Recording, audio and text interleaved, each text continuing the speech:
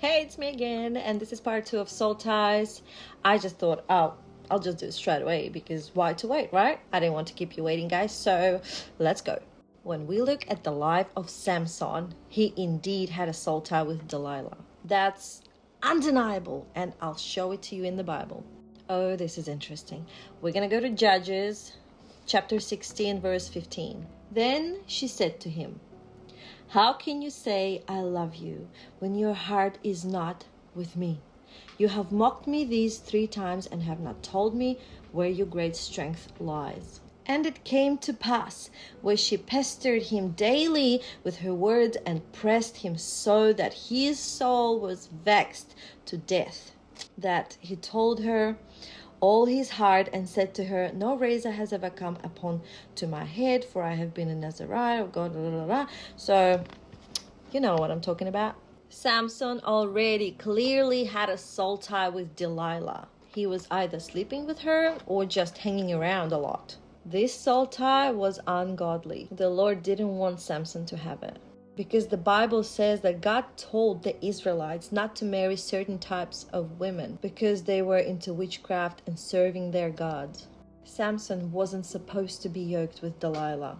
But because of that soul tie, Samson gave in to her. She said, "How can you say I love you when your heart is not with me?" He was saying to her that he loves her. Do you say it to many people? He had that connection with her through soul tie, emotional or sexual. And because it was an ungodly soul tie, God allowed Delilah to defeat him, and she destroyed him. There are some people who will try and create soul ties with you. They'll try to have sex with you, build friendship with you, so they can gain your trust. When you're building a friendship with someone, you're creating a soul tie. You trust them with so much in your life, and those people are wicked and they done you wrong, and then you cry and it hurts because you have a soul tie with them. We are not supposed to walk with everyone. We need to have discernment. Judges 16:16 says, "And it came to pass when she pestered him daily with her words and pressed him so that his soul was vexed to death." His soul was vexed to death. His soul was so troubled. He had a covenant with God not to say anything about his hair to anyone. But that soul tie was so much stronger than what he had with God.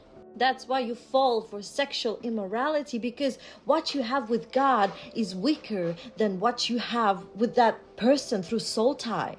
What you have with God is weaker than your fleshly desires, than your flesh. You need to crucify the flesh. And then you come in comments and ask me, how do I break soul ties? Crucify the flesh. I'll be talking about it in the last part. And in verse 17, we see that he could not handle the soul tie. He revealed his secret.